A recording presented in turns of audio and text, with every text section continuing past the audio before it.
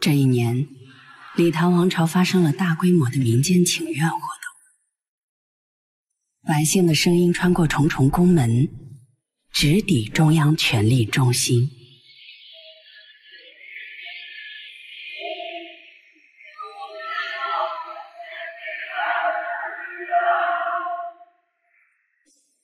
此刻，帝国的龙椅是空的。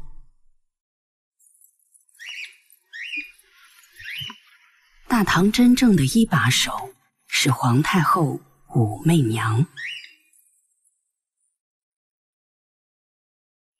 这种情况已经持续7年了。人们察觉媚娘似乎完全没有还政皇帝的意思。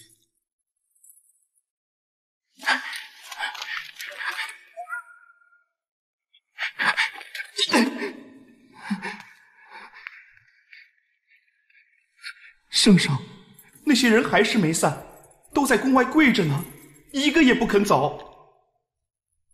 宫墙外，6万人在逼媚娘做一个表态，但她觉得还不是时候。那就让他们继续跪着。是。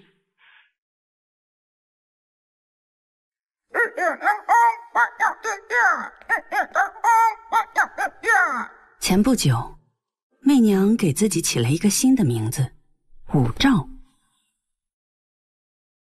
曌是她自己发明的字，意思是太阳和月亮一起凌空照耀。很多人将此视为一个危险的信号。这个女人图谋皇位。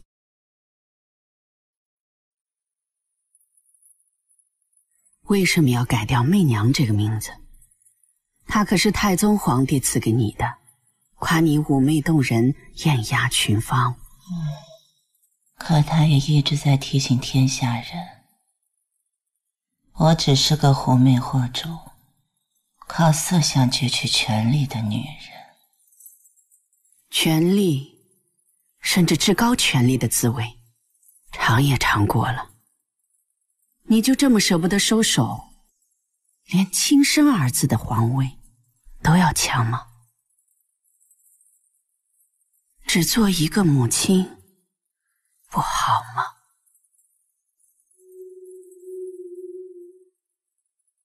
怎么，一个母亲就做不得皇帝了？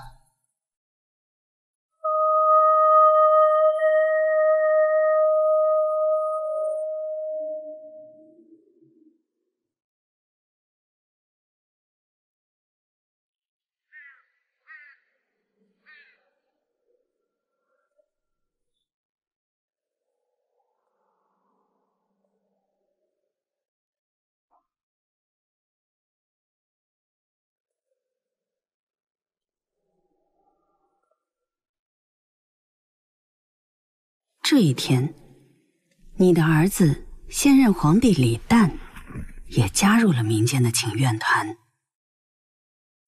母亲，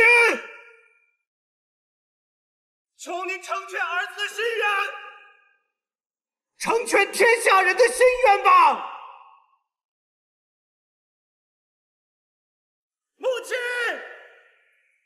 求您成全儿子的心愿，成全天下人的心愿。让他进来。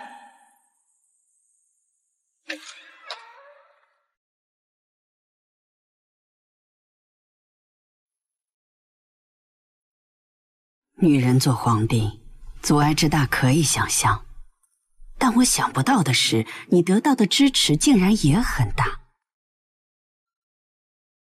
这一年来，李唐王朝的臣民代表团3次上表，请求你顺应天命人心，登基称帝，并从最初的数百人迅速扩大到了6万多人。他们聚集在宫外，一直不肯离开。最终，你的儿子李旦也加入其中。母亲，儿子自愿退位，请赐儿子5姓。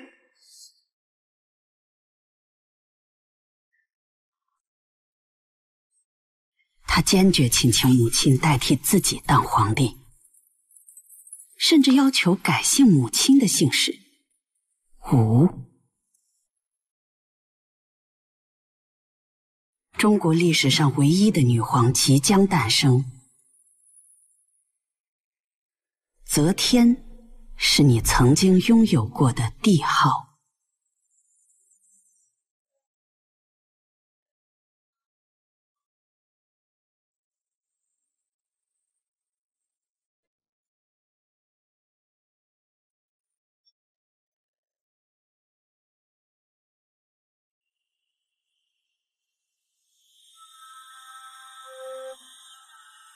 他是谁？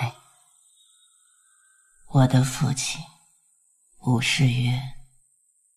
称帝后，你按照天子之礼，追封自己的父亲为武周朝的太祖孝明高皇帝。阿母，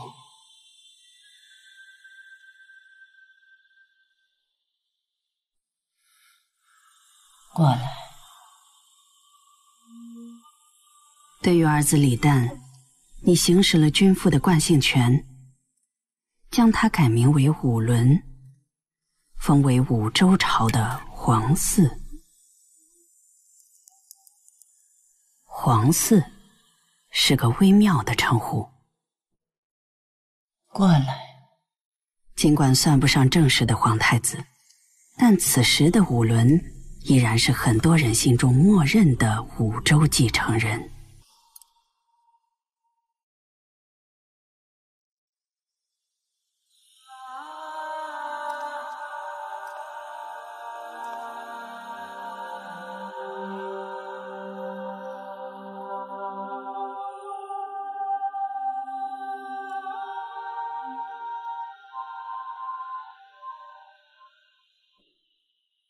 你记住，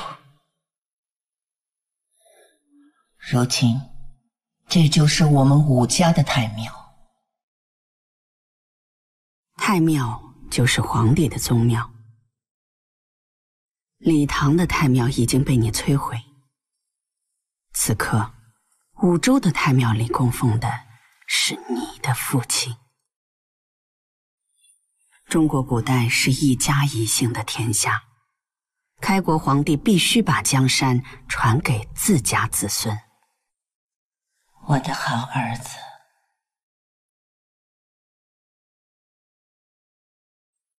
我们武家的儿子。只不过这个制度在你这里忽然行不通了。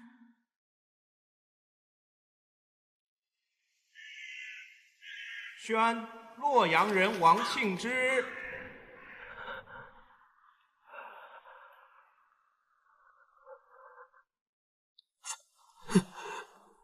圣上，你登基后不久，一个来自洛阳的基层百姓联络了数百人，上书给你，向你提出了一个重要的请求。不，应该说是要求。你们好大的胆子！朕的儿子犯了什么错？你们竟要朕废了他？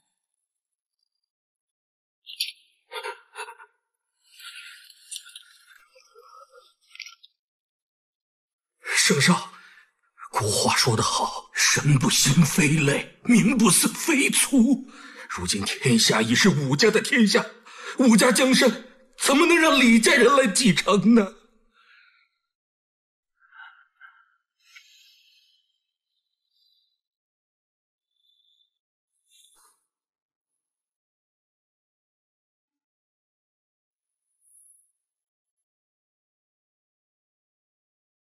朕是皇嗣的生母，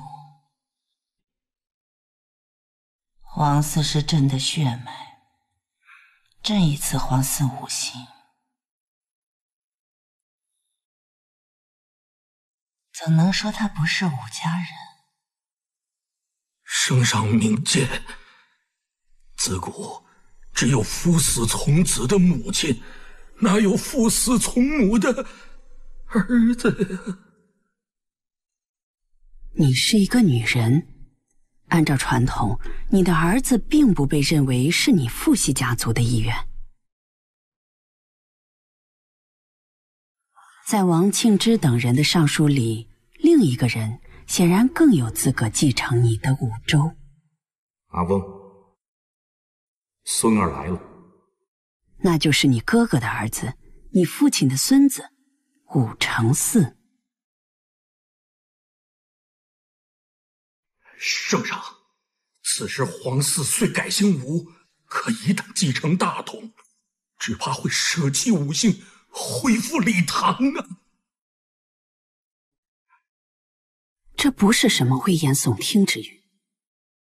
如果李唐恢复，武州就要灭亡，一个亡国之君会遭到怎样的清算，你不会不知道。圣上，武家的江山必须传由真正的武家人来继承。若您不立魏王武承嗣为太子，那草民就一头碰死在地上。放肆！当真以为真不敢杀你？草民该死，圣上恕罪！草民该死，圣上恕罪！草民该死，圣上恕罪！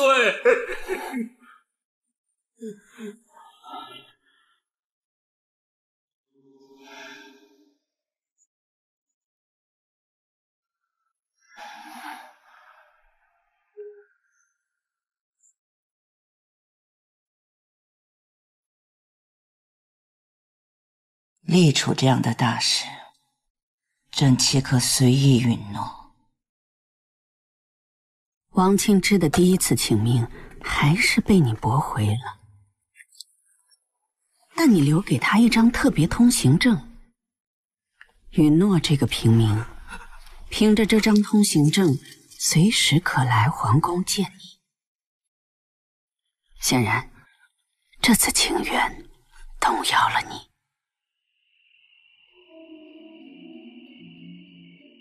这俩小孩做天主，这俩小孩做天主。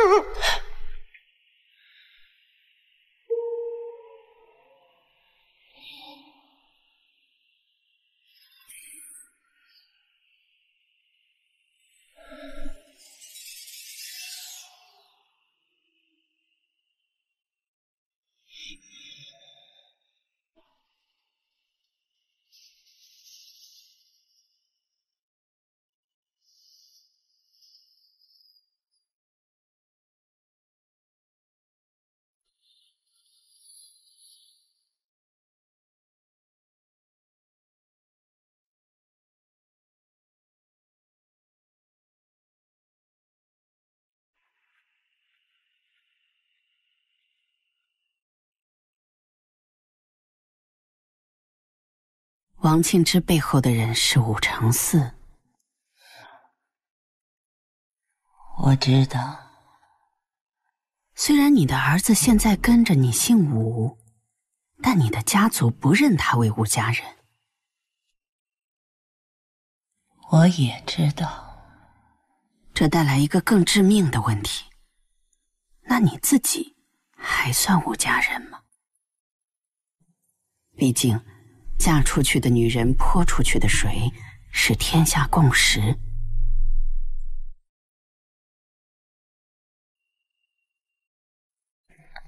圣上，王庆之又来了，闹着要见你。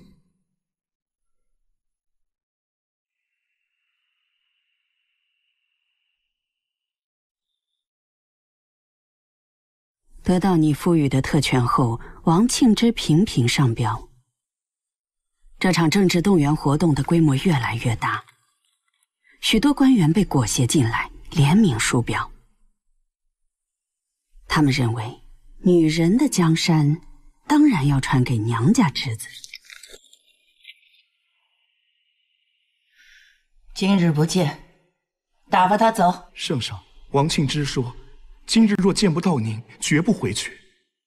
这敢来要挟朕，既然不肯回去，就给他一顿板子。是。等等，把他交给下官侍郎李昭德，杖责15便可。是。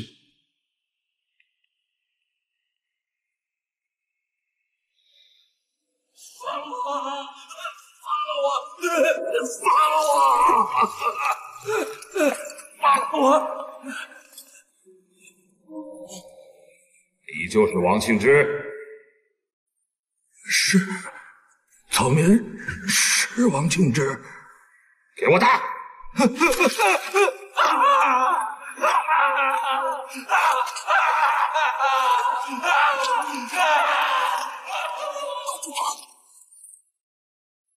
这应该不是你想要的结果。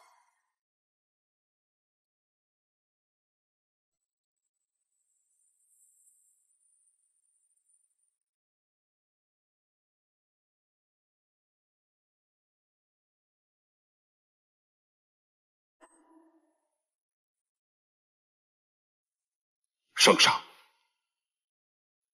李昭德，我给你的人怎么死了？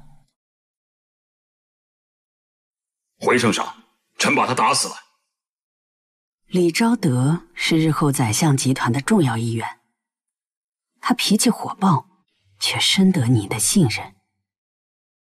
我只是要你给他15板子，给他个教训。你为何要他死啊？此贼掩废我皇嗣，拥立武承嗣，为此一再烦扰圣上。今日臣亲手打死他，就是要让天下人看看，以后还有谁敢妄议立储大事，就是此等下场。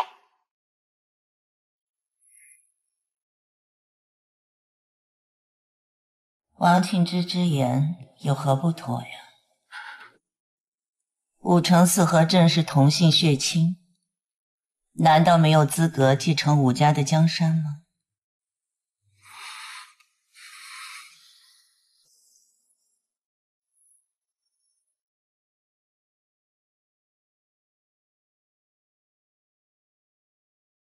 圣上，臣今日便冒死进谏。只有皇嗣才是您的儿子，也只有您的儿子才会为您立庙祭祀。自古还从未有过侄子当了皇帝，为姑母立庙祭祀的道理。李昭德是懂得怎么让你破防的。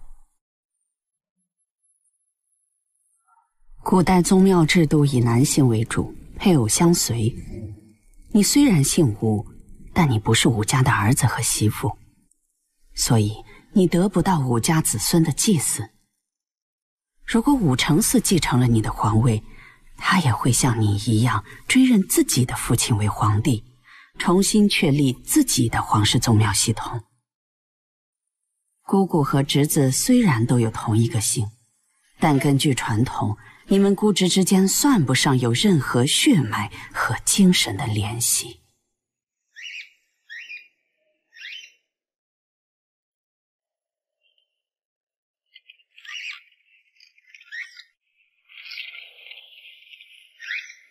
圣上，臣说的都是肺腑之言呐。你陷入了两难，要得到子孙的祭祀，就要传位给儿子，这样也就等于恢复李唐武周一朝而亡。如果要保住武周，就得传位给侄子，但就意味着不仅要将自己的江山白白送给别人，死后还会变成一个无人祭祀的孤魂恶鬼。这是比死亡本身更可怕的事情。您登基后，将那位侄子封为亲王，又提拔成左相，如今武承嗣权势未免太重了。李昭德，我告诉你，他是朕的亲侄子，论亲疏，他远比你们更可靠。圣上，自古帝王父子都能相杀篡权，更何况是姑侄？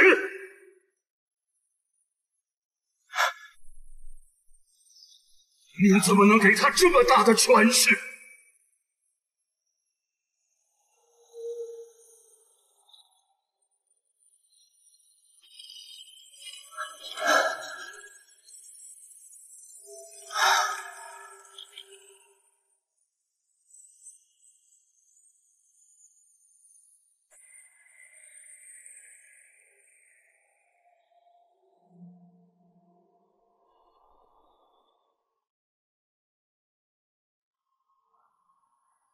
你已经老了，传位问题显得尤其急迫。但你非常善于化妆，常年伺候在你身边的人从未察觉你的衰老。长宗今早正发现自己长出了一颗新芽。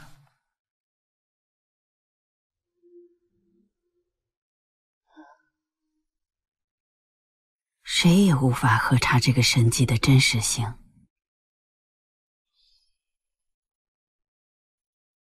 恭贺圣上，天佑大周。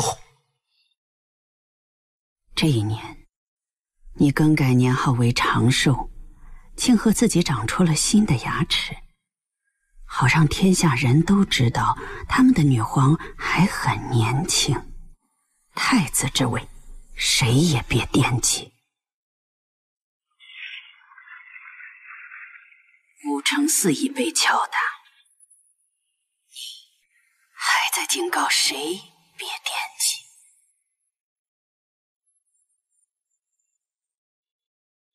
事实上，关于儿子李旦对你不满的传言从未断过。为此，你悄悄杀了他的2个妃子，还找了理由将他幽禁起来，不许外臣探视。只有几个乐工陪他解闷。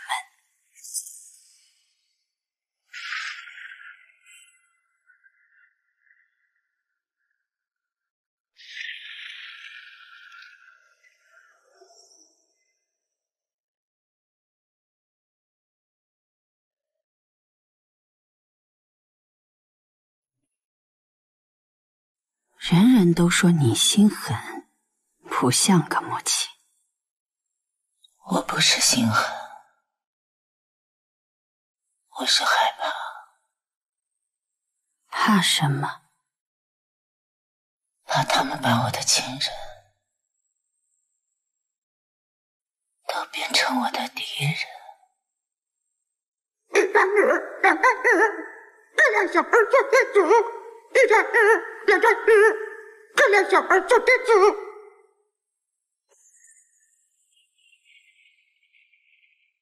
新芽长出来没多久，你又收到了关于儿子的密报。李旦正在秘密谋反，去查皇嗣身边每一个人都不能放过。我正要看看是谁在给皇嗣传递消息。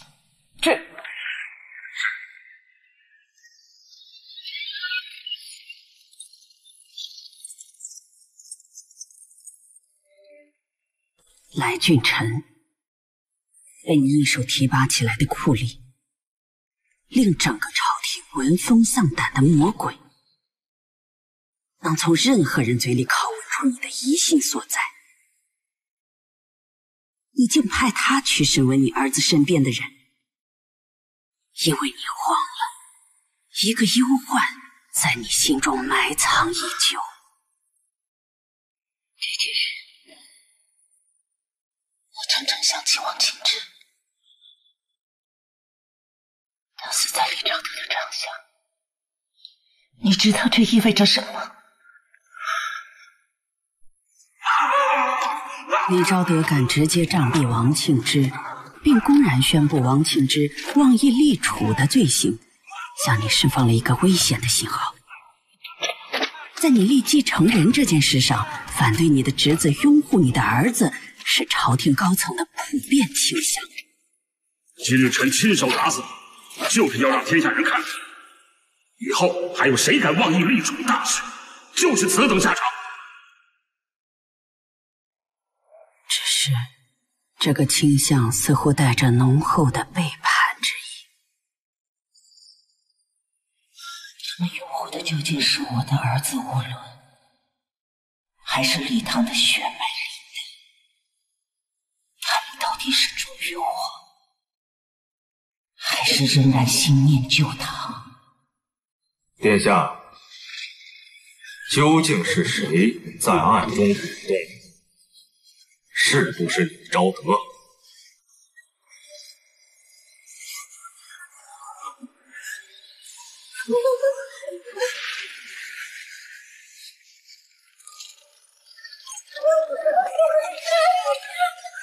您要是不肯开口，总会有人替你开口。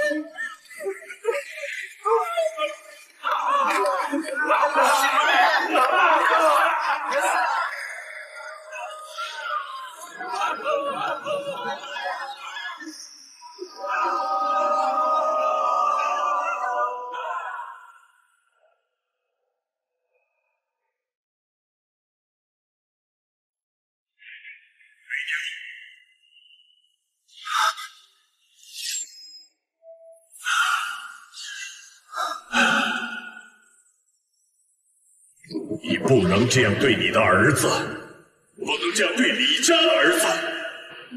你忘了，你的权利是哪儿来的？没有他，哪能有你？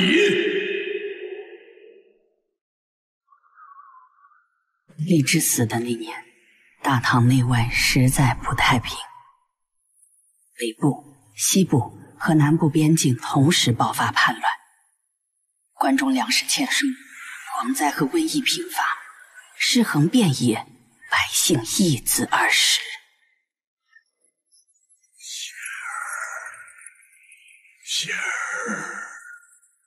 仙儿，你的丈夫病危时，大唐帝国的储君是你们的儿子李显。最高权力的交接要在内忧外患中进行。李治知道儿子没有能力控制住复杂的局势，好在他有一个与他共同参政30年的妻子。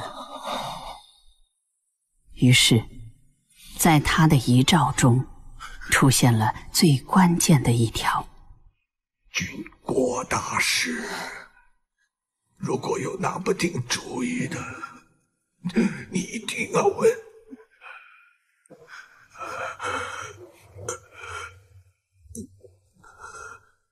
要问天后的意见。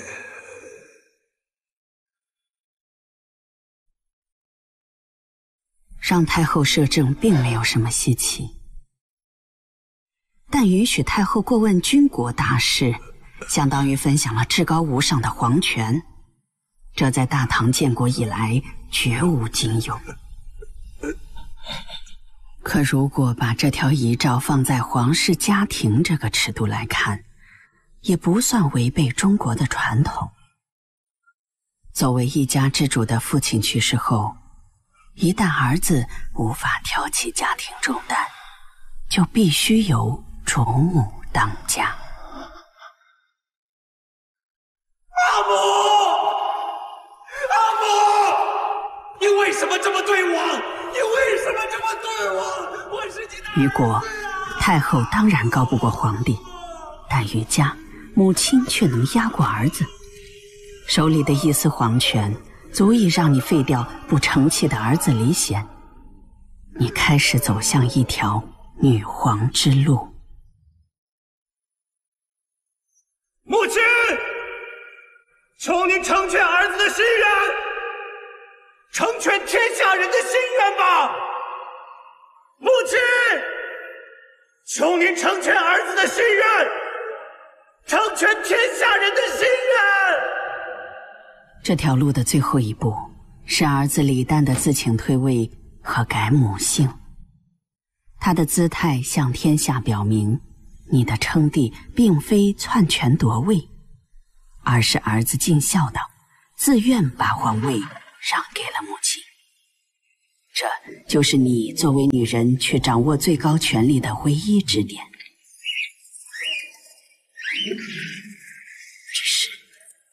这个支点十分脆弱。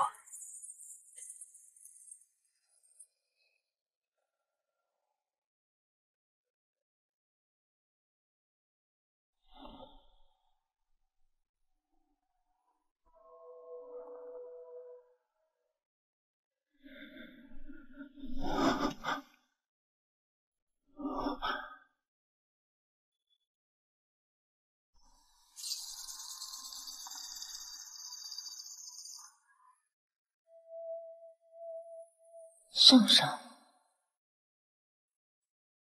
媚娘，你做得很聪明。天下本是一家一姓的天下。武周取代李唐后，你虽然摧毁了李唐的太庙，却继续供奉唐高祖、太宗、高宗3代帝王的牌位。因为你是以母亲的身份取代儿子成立，必须宣称皇位是继承李唐3圣。这也意味着你承认自己依然是李家的媳妇。武周朝因此埋下了短命的隐患。我让你守着儿子，守着家，你逾矩了，我不想怪你。权力是你从儿子手里拿来的，就还到他手里去，否则你如何面对天下？规矩乱了，社稷就乱了。你是个女人，就应当为儿子铺好路，与我共血时，李家才是你最后的归宿。你是因为家人才得了江山，可他们也成了你延续江山最大的障碍。我理解你对儿子李旦的残酷猜忌，可我也记得你曾是那么的宠爱他。蛋儿，哎呦！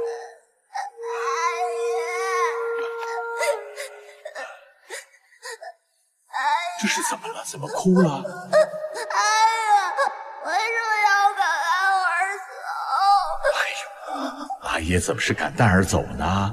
蛋儿大了，该去自己的藩地了，就跟哥哥们一样啊。咱们早上去的话，晚上能回来吗？傻儿子，藩地离这里2000里路呢，晚上肯定是回不来的。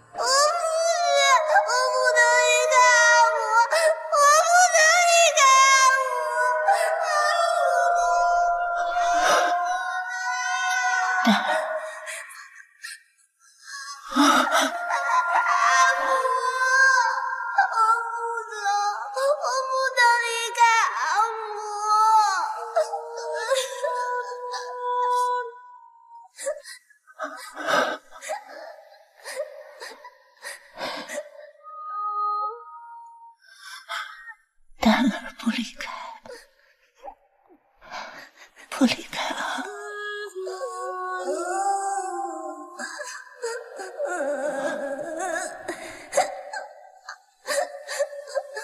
圣上，就让蛋儿留下吧。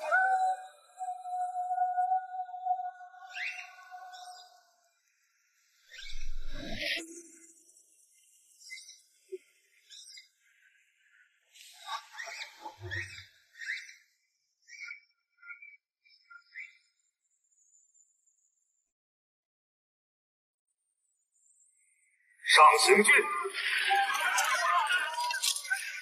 到底是哪些大人在与殿下往来，秘密谋反？第一个说出来的人，我可免他一死。活命的机会只有一次，可要抓紧了。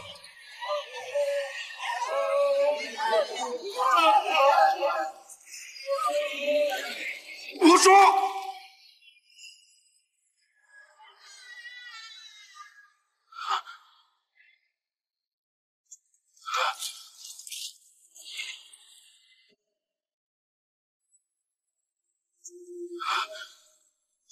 王四，未曾谋反，你可要想好了再说。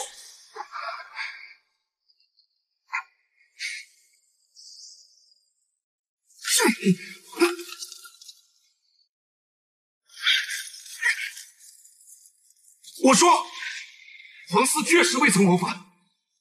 若你们不信，我安定藏甘愿剖心为证。拦住他！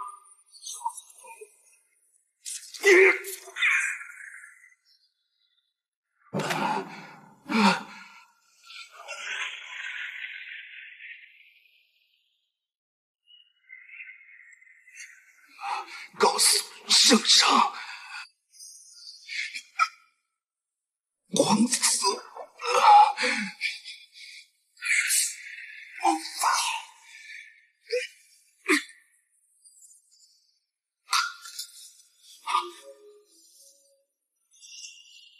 救活他，朕要他活着。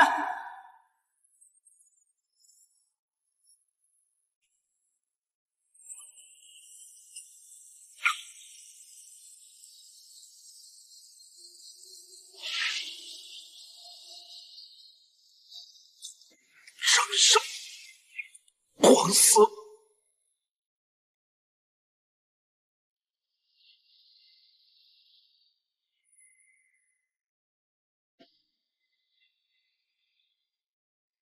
你的儿子没法证明自己的清白，让你受苦了。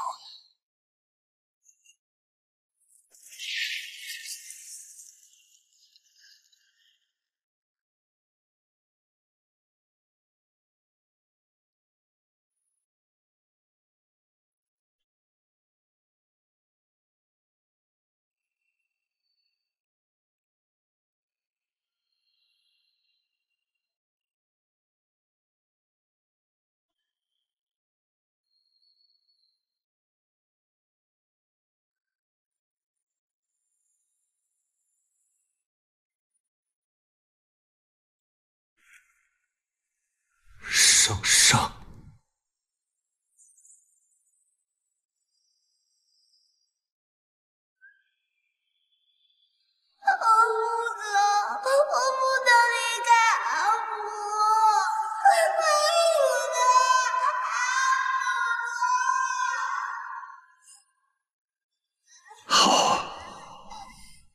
丹儿就留在阿耶阿姆身边，丹儿永远跟阿耶阿姆在一起。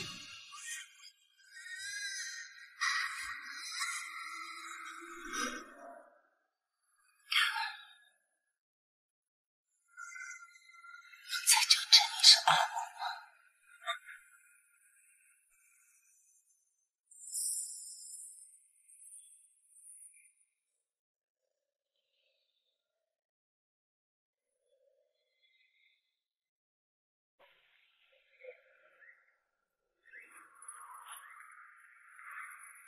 有一天，你做了个怪梦，梦见一只双翼折断的鹦鹉，怎么也飞不起来。你的心腹大臣趁机给你解梦。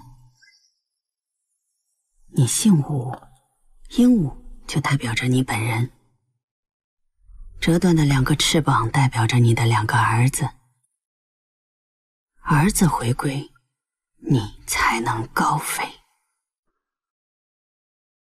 不久，李唐废帝李显回到皇宫，被你立为武周太子。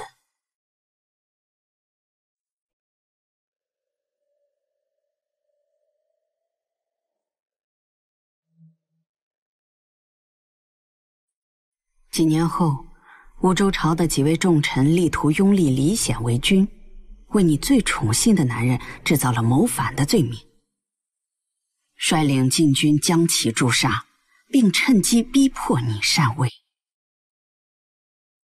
很快，李显复位，又复国号为唐。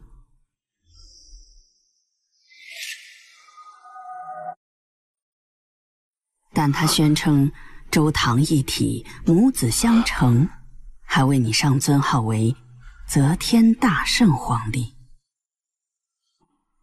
他跟天下人说，父亲死后内忧外患，母亲拯救了国家，才顺天应人登基称帝，又在国家安定后主动逊位给儿子，命他恢复礼堂，继承祖业。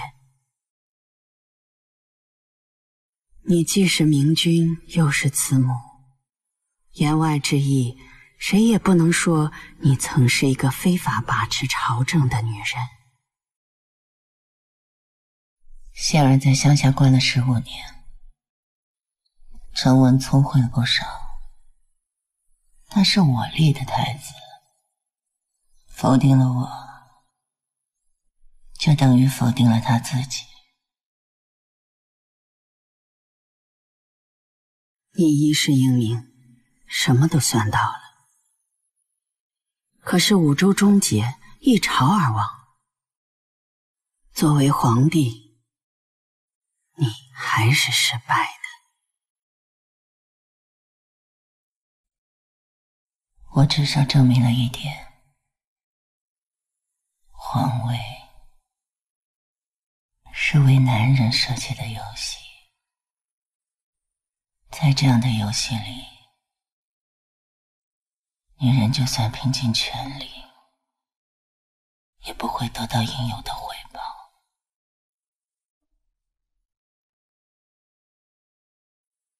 我试错了，错就错在我太想做一个君妇。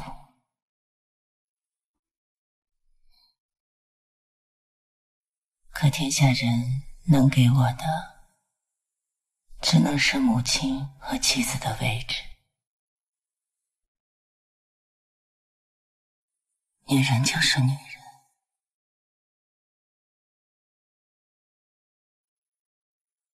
但这一点并不羞耻，也不意味着不配。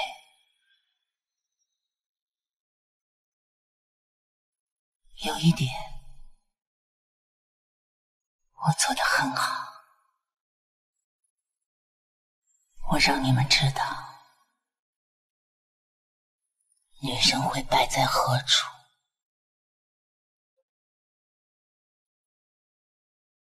听我的，别想去做一个男人。你们要做的是改变游戏本身。